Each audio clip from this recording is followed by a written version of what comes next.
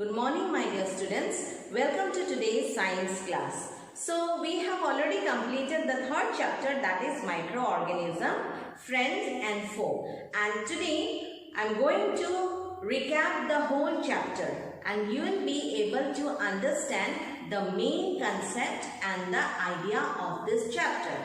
Now, what are microorganisms? Microorganisms are small and tiny living organisms that can be seen only under the microscope. Now, it also depends what is the size of the microorganism. Some microorganisms are unicellular and some are multicellular. If it is unicellular, it has to be observed under the microscope, and if it is multicellular, it can be observed with the help of a simple magnifying glass. And the microorganisms is found everywhere. It can be found in the harsh climatic conditions like icy cold region, hot deserts, then salty water, land, and everywhere it can be found. Yes. So microorganisms can be grouped into 5 main categories, that is bacteria, algae, fungi, protozoa and virus. Viruses, however, will replicate or multiply only when it enters the body of the host. The host can be bacteria, plants or animals. So, after it enters the host, it is only then it will be multiplying and start to replicate. Fine? And microorganisms can be useful to us and also it can be harmful. Let's see how it is useful to us. Microorganisms can be useful because it helps in the production of commercial products like wine, vinegar, alcohol. It can also be useful because it helps in the production of various food products such as curd, bread and cheese. Lactobacillus helps in the preparation of curd and yeast helps in the preparation of bread. Apart from production of the food products and the commercial products, it is also useful because it increases the fertility of the soil. Now, there is a group of bacteria which lives in the root nodules of the leguminous plants like gram and pea.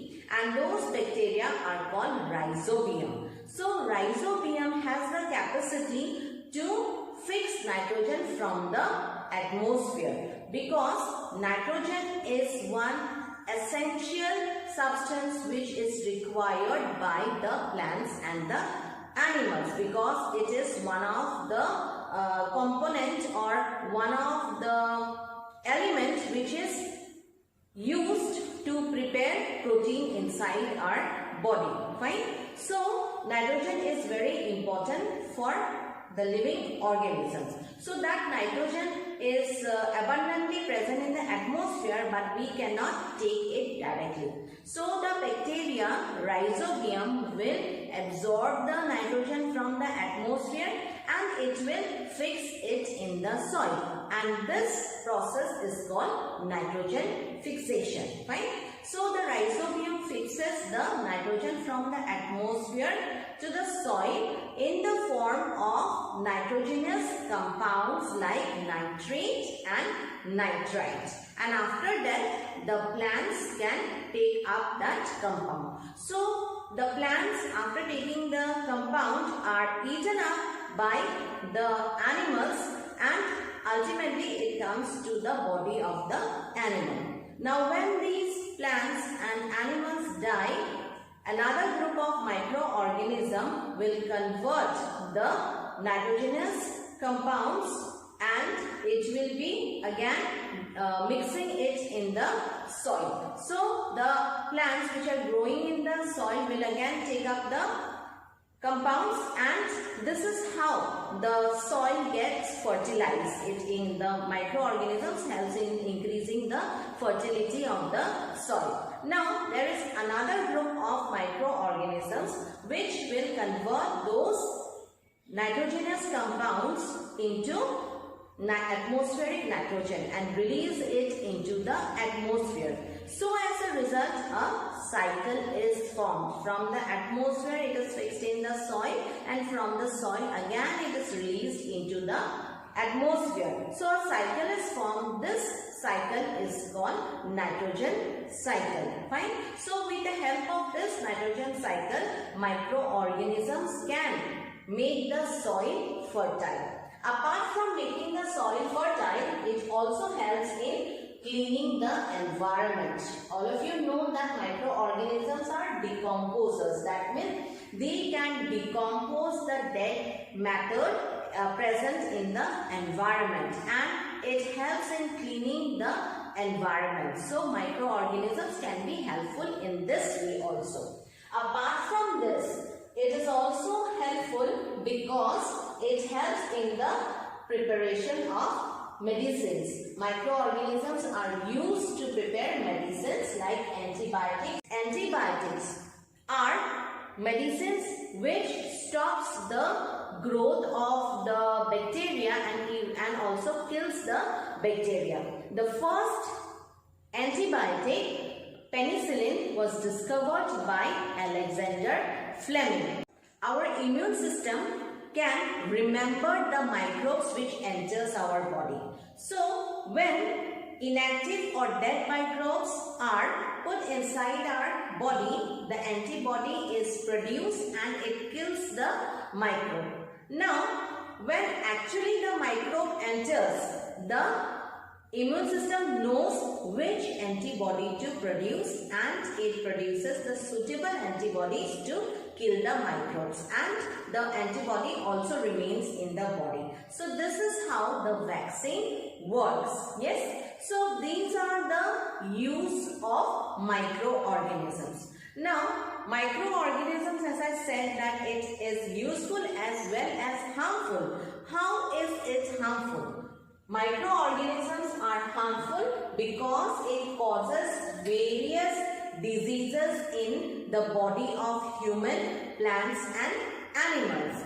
Like diseases like tuberculosis, typhoid, cholera is caused by bacteria, and then chickenpox, measles, hepatitis A is caused by viruses, then malaria is caused by protozoa, and various skin problems are caused by fungi. So they cause many different types of diseases which can be very dangerous and fatal for the living organisms. So this way they are very harmful. Now what to do? Yes, so first we need to stop the spread of the diseases. The diseases which are caused by microbes can easily spread from an unhealthy person to a healthy person. Fine. So they can spread in various ways, like it can be spread through air, water, vector. Vector means insects which carry the microbes, like the mosquitoes. Yes. So it can be spread through vectors, and it can also spread through direct contact. So this way it will spread from one person to another. Fine. So we need to stop the spread of these diseases. So for stopping the spread of airborne diseases, what has to be done? The infected person, when he coughs or sneezes, he should cover his mouth and nose with cloth, so that the droplets are not exposed to the air, and through that air only the healthy person, it will get inside the body of the healthy person. Fine. Then water, very important that we drink the pure clean water. Yes, clean water. The water should not be contaminated to avoid the spread of waterborne diseases. Then vectors like insects, mosquitoes or cockroaches or flies. Yes, so the food should always be kept covered, so that those insects cannot sit on the food, because those insects carry the microbes, and when they sit on the food and we consume the food, the microbes will enter our body. So we should not use the items of any infected person, because using those items might transmit the microbes from the item to the body of the healthy person. Fine. Now another harmful aspect of microorganism is food poisoning.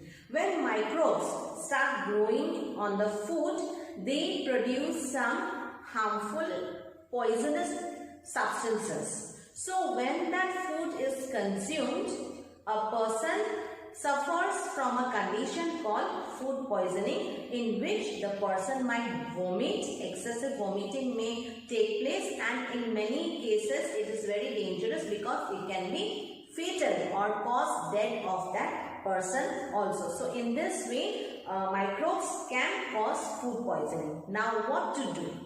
To stop this condition, we need to preserve the food. Yes, preserve the food. Food preservation is a method by which food can be kept fresh for a longer time. The food do not get spoiled. Fine. So this is food preservation. There are various methods of food preservations, like keeping the food in low temperature, then drying the food, yes, then using salt and vinegar to preserve the food, using sugar to preserve the food, using the method of pasteurization, where the milk is heated up to a temperature of 70 degrees Celsius for some time, and then immediately it is cooled down. That means suddenly it is cooled down, which the microbes cannot withstand. The change in the temperature which has come cannot be withstand by the microbes, and as a result they are killed. So this process is called pasteurization. So to preserve jam, jelly, sugar is used. To preserve pickles, salt and vinegar is used. Then to preserve cooked food, the food is kept inside the refrigerator, and sun drying can also be done, such as the poppers, they are sun dried, and then we can fry it, and then we can consume it. Fine. So these are some of the ways to preserve the food from getting spoiled. Fine. So this is what we have in this chapter.